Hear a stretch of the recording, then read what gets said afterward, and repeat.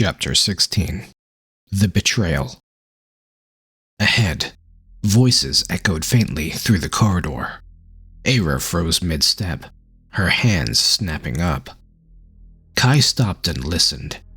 Of the two voices, one carried the cold authority of command. That must have been Velthera. He didn't know it for certain, but the voice befitted his vision of her. They slipped into the shadows just outside the chamber's entrance. Kai peered through, just over Eira's shoulder.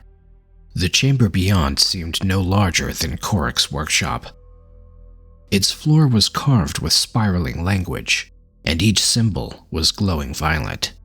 At the center stood a marble altar. But what took Kai's breath away was a thing floating above it, a deeply charred crystal, radiating something that rippled the air ominously. That had to be the Ebon Crystal. She was already dead when I arrived. Where did she resurrect? The imposing voice asked. She didn't resurrect, Lady Velthera. There was a long and heavy pause between them. Finally, Velthera said, Zorith was many things, but weak was never one of them. How could a Myr'ides fall permanently? To a mortal boy, no less. The other replied fearfully, It seems she entered the citadel after the boy. He was gone by the time I made it to the city. Bah, what a fool you were, Zorith. Velthera's tone fell somewhere between grief and disdain. So it's true then. The Kris'thal is bonded to the boy. It seems to be. To think, Nycurus, she laughed, that someone so ignorant to Kolshetta's power was chosen by her own Kravkalayarilath. We must have it. We have to kill the boy. As for the plan, Mother, has anything changed? After all, our quintet is broken. Our power is lesser. No, sister. Prismir still bleeds into the crystal. Kai barely made out Velthera's silhouette, motioning toward the Ebon Crystal. The Vaz Chrism Zalith sings with darkness. And at the crescendo, even without Zorith, we'll be ready to cast the Nightshawl over the rest of Denera. Kai suppressed a gasp. He whispered to Eira, Are they trying to... Yes. Eira's hand found his shoulder, pressing him lower. Quiet down. They'll hear us. Kai leaned forward again, peering into the chamber. He knew Velthera by reputation, and now by figure. And he'd seen Alindra and Zorith up close. But this third witch was unfamiliar. Velthera had called her Nycurus. The light of the crystal washed over them now. Nycurus was youthful, with smooth skin and the sharp cheekbones of the mirror. Silver hair fell past her shoulders, stark against her dark robes. Symbols coiled up her hands, her wrists, and up her throat, and Kai couldn't help but notice the patterns seemed similar to those covering Eira. Why wait, Den Mother? Nycurus stepped closer to the altar. Velthera waved a hand in dismissal. We need the blade that carved the ninefold fracture to complete the ritual. Otherwise, we'll fail. Yes, Den Mother, but we've spent a churn waiting. Let us at least glimpse its whereabouts. There's been no word from Myr'ides. The boy must have spotted the Voidkin and ran. Velthera sighed. Very well. Eira's hand clamped down on Kai's shoulder. She leaned closely. We need to leave. Now. What? If she leans into her far sense at this distance, not even my concealing ward can hide the dagger. Eira's fingers dug into his shoulder. Back from where we came. Move. Now. Kai nodded, but his legs wouldn't respond. The dagger abruptly flared beneath the layers of fabric. No, not now, he thought. We gotta get out of here. But the dagger didn't want to leave. Heat surged through the blade behind his cloak and into his palms. The weapon tugged toward the direction of the Ebon Crystal's corrupted pulse. The vibration rattled through his bones, forcing him to take a step forward. Kai begged it to be silent, but it refused. Panic washed over him in waves. The Kris'thal seemed to be reacting to danger, and now, with the relic not fully under control, he began to realize coming here was a bad idea. Light began seeping through his cloak. "Kai!" Eira caught his arm, steadying him. Her eyes went wide. "Control it. If they sense..." The light suddenly burst through the fabric in a sharp, brilliant pulse that cut across the shadows like lightning.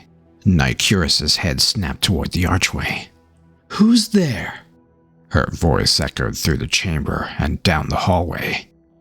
Without waiting for an answer, she shifted the glyph she'd been tracing.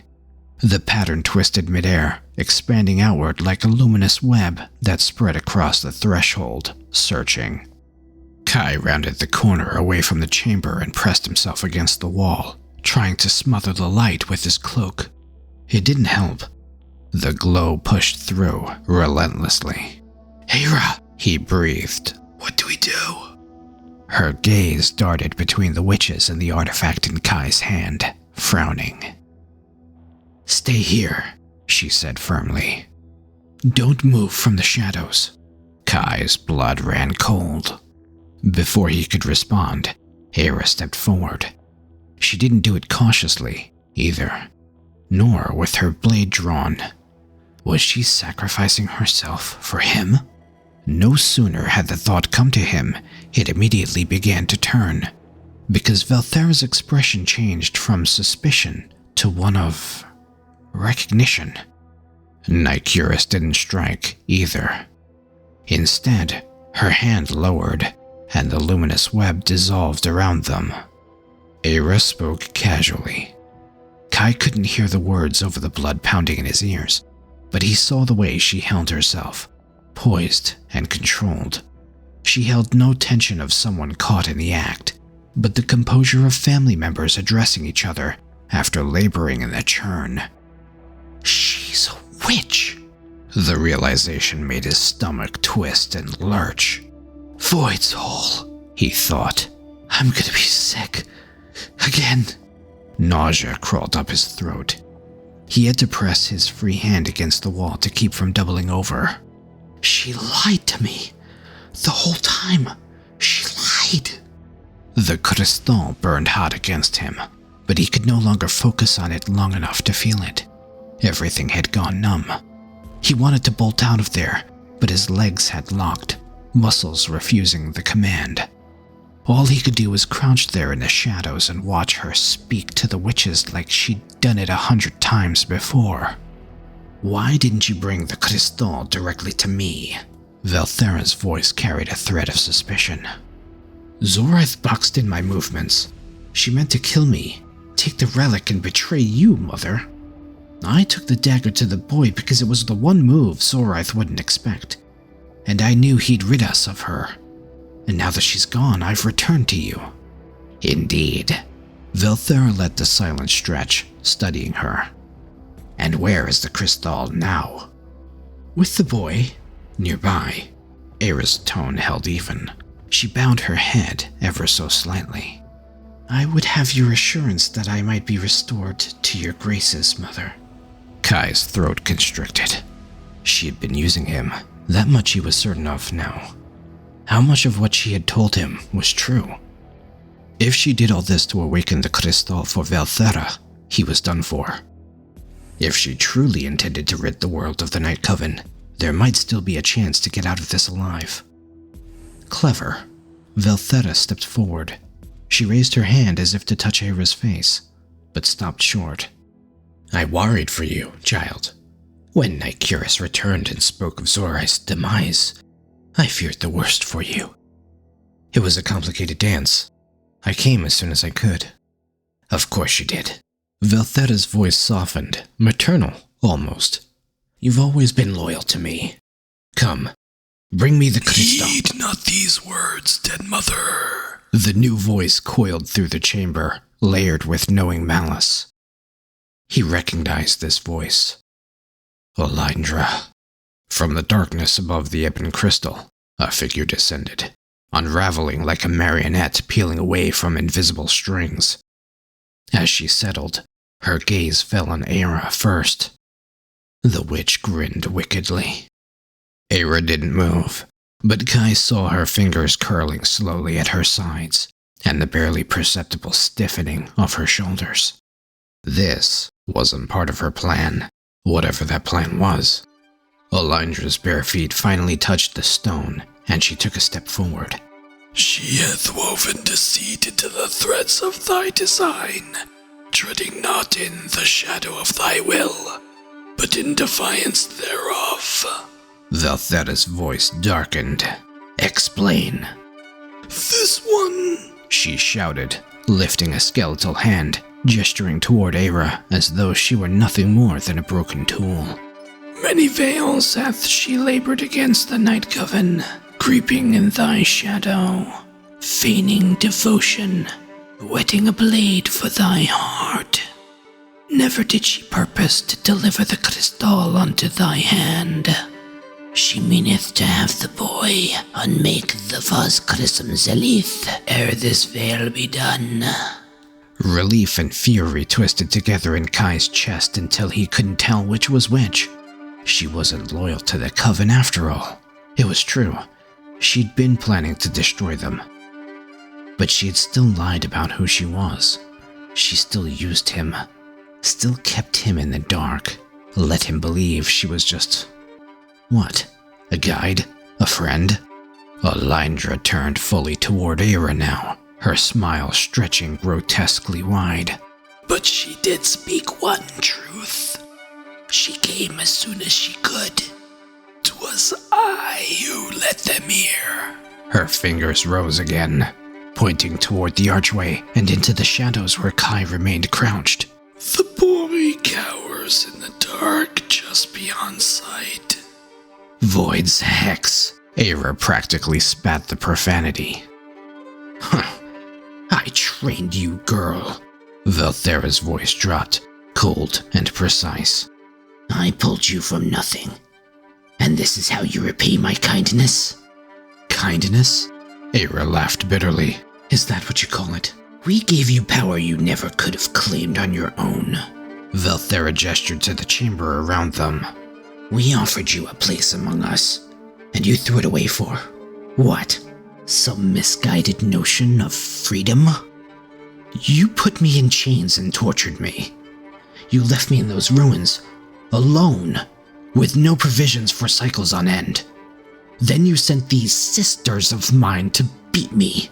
If that's the place I have among you, I'd rather be dead. We gave your pathetic life purpose, said Nycurus. Eira didn't regard her, addressing Velthera directly. You gave me nothing but lies. Kai could feel Eira's voice shaking with rage. And I broke free of them. Velthera distanced herself from her hot fury. It's a shame it has come to this, but you've made your bed. You'll die a fool's death. Eira's lip curled. Mathosianya Sheonakek. I hate you, you fraud of a mother. Kai immediately grasped the old tongue. The words rang out across the chamber. Velthera lifted her chin defiantly, and Kai could see her eyes, cold and empty as they were, glinting in the dim glow. There's only one fraud amongst us. Kai ripped the dagger from beneath his cloak and gripped it tightly. Eira launched herself while unsheathing her sword in a swift, singular, decisive motion. Velthera matched her speed. The sword came down in a lethal silver arc. Velthera's hands came up, weaving a barrier of violet energy that caught the blade against the air, inches from her forearms. The collision sent a shockwave rippling outward, cracking the stone beneath their feet. Their eyes locked. With the blade of my dead sisters in arms, Velthera's voice dripped with venom. Against me? Truly? As Kai watched the first strike, gathering himself to dash forward, motion flickered at the corner of his eye. He turned. Alindra was there, close enough that he could smell her damp, sickly sweet rot. Her head canted at an angle any normal neck couldn't have permitted. Vertebrae clicked beneath her skin. Wet hair veiled her face, and beneath that curtain, her jaw worked open, then shut, then open, as if curbing a hunger for his flesh. Her arms lifted in jerking increments, each elbow stuttering past their maximum flex angle in spasmodic repetition. Tendrils of darkness spilled from her fingertips like ink bleeding through water. Perhaps instinctually, or by some unconscious urge of the dagger itself, he raised it just as the first tendrils lashed toward him. They struck with surprising force, and the impact rattled up his arm to the elbow. He held. As the tendrils abated, he stepped forward and thrust toward Alindra. She parried with her own jagged-edged dark blade. Her maniacal laughter echoed through the din of the skirmish. Kai adjusted his footwork, raising the dagger again. Little dust dabbler. Her voice twisted with unkind amusement. Thou dost clutch that relic as though it were thine to command. Yield it to me. She extended her emaciated hand. Beyond Alindra, Kai saw Eira parry Valthera's advance once more. She twisted, disengaged, then surged forward again. Her blade flicked high, a feint, before she dropped low, angling for Valthera's legs. The strike should have connected and carved through her bones, but before she could connect, something invisible slammed into her ribs, lifting her off her feet and hurling her across a chamber. She hit the stone hard. The impact drove the breath from her lungs. She rolled, momentum carrying her several more feet before she managed to stop herself. One final mercy I grant thee, boy. Yield the dagger, or I shall make thy dying last an age, and wrest the relic from what remains. Thy words shall not stay my hand. Kai watched Eira push herself up on one elbow. Blood dribbled from the corner of her mouth before she spat the rest. Nykura stood where Eira had been a heartbeat before, one hand still raised, fingers curled as if gripping something unseen. Her tattooed runes glinted with amethyst light. Blood spread dark across Eira's side, and the way she held herself told him she wouldn't hold their assault much longer. He didn't know how either of them could walk out of this. How did it go so wrong? He thought they were careful coming in, but Alindra had been at his shoulder the whole time, and he had never felt her there. Even the very idea of coming might have been her manipulation. Angry heat scored through his chest. The Kris'thal burned hot in his hand. Before Alindra could strike one final time, something inside him snapped. The fury erupted like wildfire. It was raw, unrelenting, searing through every doubt and hesitation. The Kris'thal responded instantly, flaring so intensely that it turned the shadows to stark relief. Heat poured through Kai, rising from his stomach, through his heart, up his neck, consuming him from the inside out. Prismir coursed in through the blade and out again, finding its channel through Kai. The chamber shook. The stone broke apart beneath him. Shadows recoiled from the brilliance like living things fleeing fire, writhing back toward the walls. A roar tore through him. The magic moved through him in waves that meant to tear him in half. The blade's golden fire met the dark magic saturating the chamber, like two storms clashing, electrified. His muscles locked. His bones rang like struck iron. He could no longer feel where his body ended and the golden light began. The Avatar's voice came back as plain as if it stood beside him. The bearer burns. Well, too late now. There was no one to share the burden with. No way to have a flood already inside him. He raised the Kris'thal high. The blade kindled, then flared, then poured out a light brighter than the chamber could hold. The air around it went thin and trembling. "Kai!" Eira's voice cut through. "Stop! You're going to—" "Goodbye, Korik. Goodbye, Mother. I was like father after all." "Stop him!" Nycurus yelled. Her fingers were alight with the beginnings of an incantation. Velthera spun toward him. Alindra lunged. Her form was a silhouette against the weapon's glare. Kai brought the blade's tip toward her. The Kris'thal erupted. The prismir that it had been amassing exploded in a flash of molten gold, condensing for a single heartbeat before detonating. The shockwave tore outward in a forceful sphere, rippling and thundering through the chamber. It caught Alindra mid-leap. No! The sphere seemed to collapse inward before igniting again, exploding, imploding, and exploding again. The witch was trapped within its eddies in the air. Her robes whipped around her like wind-torn banners in a tempest. The waves slammed into Velthera's barrier. The protective runes flashed violet, held for half a second, then tore like thin parchment. The force wounded her and sent her staggering backward. Alindra's body came apart, disintegrating into a cloud of soot that dissolved before hitting the ground. Kai's legs gave out before he could savor the moment, collapsing to his knees. The dagger slipped from his fingers, and it clattered against the stone. The light retreated within it, leaving only the foul darkness and the smell of burnt flesh. Heat rolled off of him in waves. Smoke rose from his skin and his clothes. His vision swam, doubled, and refused to focus. Through the haze, he saw Velthera on the ground, clutching at her side. The set of her expression was striking. The cold certainty in her eyes had been replaced by something that Kai had never thought to see from a witch. Fear. He couldn't feel his hands. Couldn't feel much of anything, really, except the hollow, scraped-out sensation where the prismir had carved a channel through him.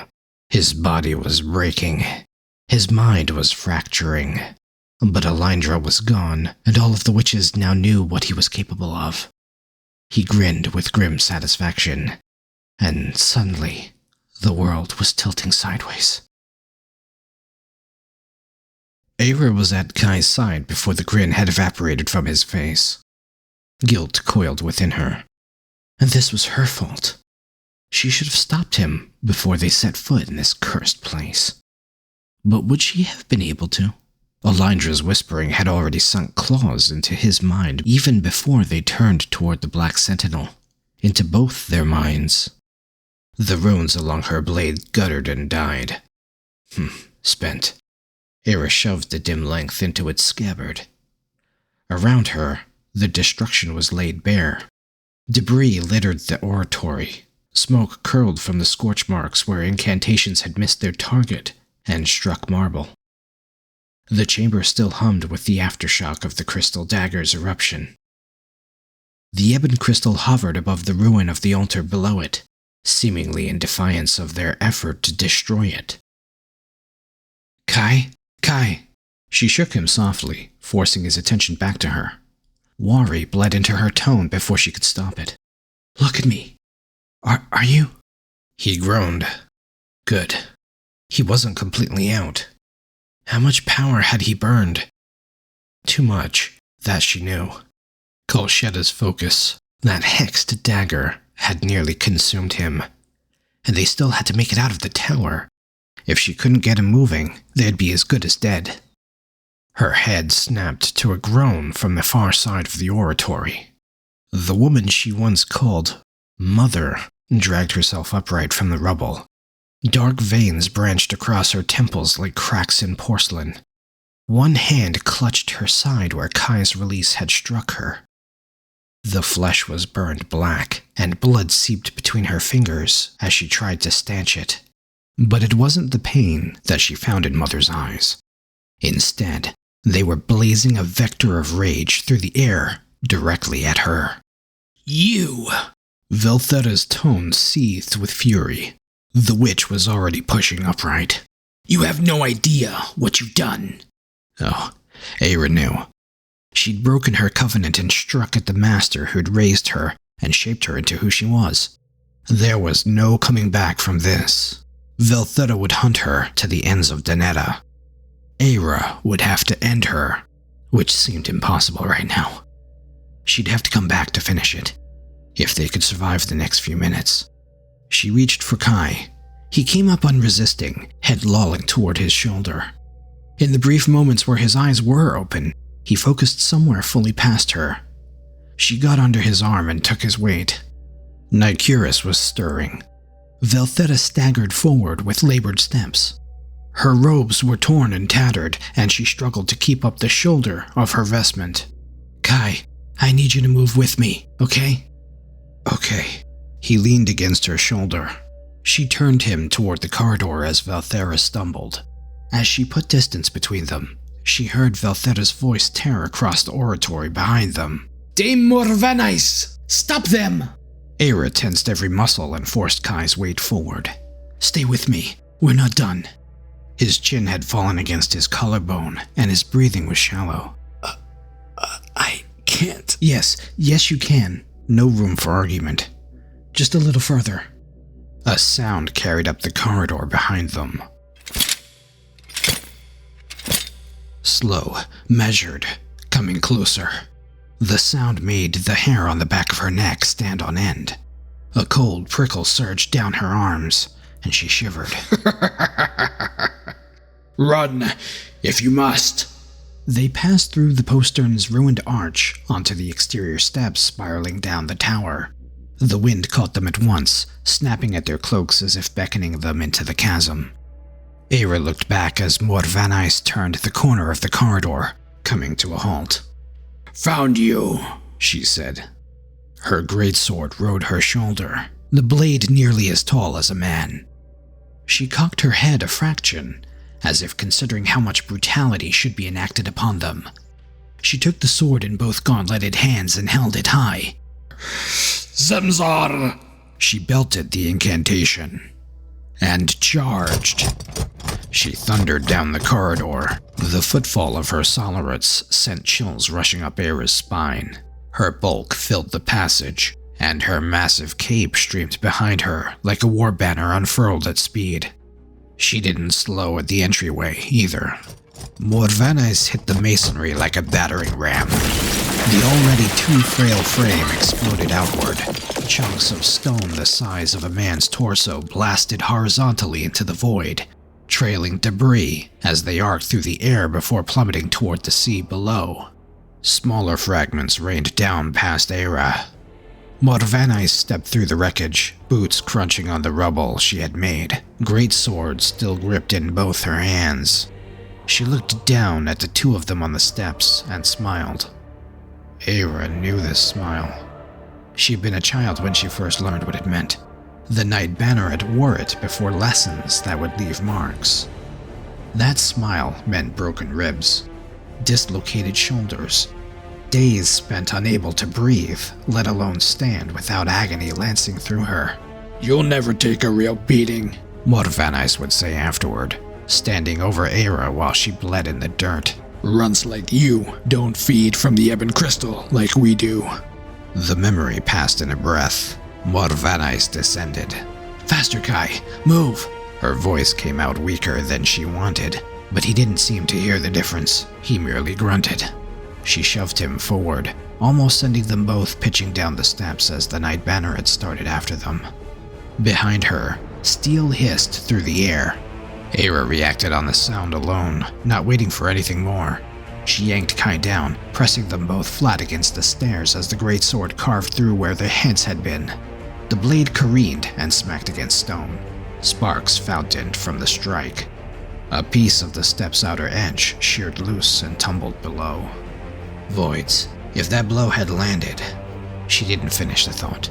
She got Kai upright again and pulled him another few steps down. Her thighs were screaming. The shake in her arms had become its own animal, ignoring whatever she demanded of them in the dire moment. Behind them, Myr'ides wrenched the greatsword free with a grinding scrape, already cocking back for the next swing. There'd be no second chances. The Knight Banneret rarely missed twice, and if the dame caught them on these steps with nowhere to dodge, it would be over. She was too strong, and the structure too brittle and old. One solid swing, and they'd all go over the edge. The thought drove her faster, but Kai stumbled, and this time his legs went out from under him. "I can't." He was out of breath. "You go." "No, not without you." Eira dropped beside him. Her pulse hammered too high in her throat. She took his face in both hands and forced his unfocused eyes to find hers. "Listen, if we stop now, if they take the weapon, they'll kill us. Dynana will be lost to the dark forever. It'll be over." His eyes fluttered in a daze, but they eventually found their way to hers. "Good." He was listening. He nodded weakly. His fingers curled into fists. She got him upright and pulled him forward. One step, another. His weight dragged at her until she was half carrying him down a section of spiraling steps. She stopped suddenly, yanking Kai backward. The breath went out of her at the sight of what was below them. The descent ended. Where the next section should have been, there was nothing but air. Kai's blast at the tower's peak must have torn it loose and dropped it whole into the sea. Wind moved through the empty space. Behind them, Myr'ides' footfalls came unhurried. She was savoring this. The Knight Banneret never rushed to kill when she could draw it out. The slow, deliberate pace was all part of her cruelty. Eira fought through the roiling of her stomach. The gap was too wide to clear. The stone of the tower was too smooth and sheer with nothing for her hands to find, and the expanse dropped directly into the chasm she couldn't see the bottom of. "Eira," Kai's voice came thin. What do we do?" Myr'ides rounded the curve above them, her armored form filling the staircase. She smiled that same smile. Eira found Kai's hand and locked her fingers through his.